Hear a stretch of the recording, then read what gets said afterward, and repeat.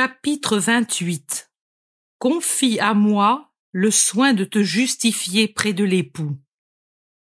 Marie dit: Fille bien chérie, quand cessa l'extase qui m'avait comblée d'une inexprimable joie, mes sens se rouvrirent aux choses de la terre.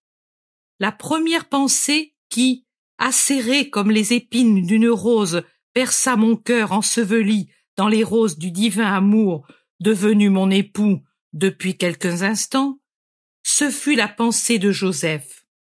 Je lui avais désormais donné mon amour à mon saint et attentif gardien. Depuis le moment où la volonté de Dieu, à travers la parole de son prêtre, m'avait voulu l'épouse de Joseph, j'avais pu le connaître et apprécier la sainteté de ce juste. Unie à lui, j'avais senti disparaître ma solitude d'orpheline et je n'avais plus pleuré l'asile du temple que j'avais perdu. Il avait pour moi la douceur de mon père disparu. Auprès de lui, je me sentais en sécurité comme près du prêtre. Toute hésitation était tombée, et non seulement tombée, mais oubliée, tellement elle s'était éloignée de mon cœur de vierge. J'avais compris qu'aucune hésitation, aucune crainte de se justifier à l'égard de Joseph.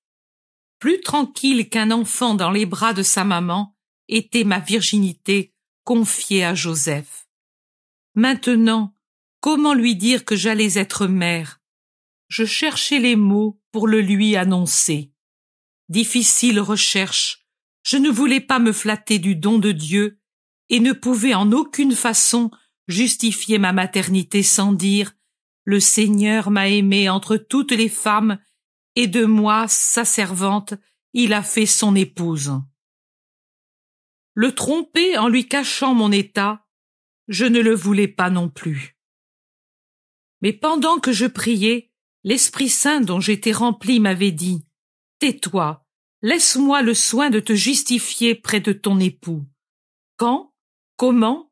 Je ne l'avais pas demandé. Je m'étais toujours fié à Dieu, comme une fleur se fie à l'eau qui la porte. Jamais l'Éternel ne m'avait laissé sans son aide. Sa main m'avait soutenu, protégé, guidé jusqu'ici. Il le ferait encore maintenant.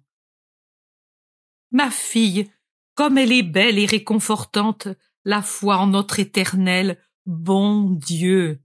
Il nous recueille entre ses bras comme un berceau, nous porte comme une barque au lumineux port du bien, nous réchauffe le cœur, nous console, nous nourrit. Il nous donne le repos et la joie, il nous donne la lumière et nous guide. La confiance en Dieu, c'est tout, et Dieu donne tout à qui a confiance en lui. Il se donne lui-même.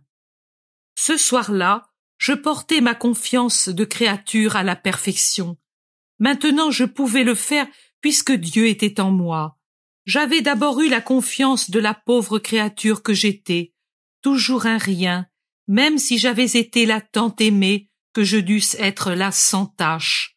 Mais maintenant, j'avais une confiance divine parce que Dieu était à moi, mon époux, mon fils. Ô joie, être une avec Dieu.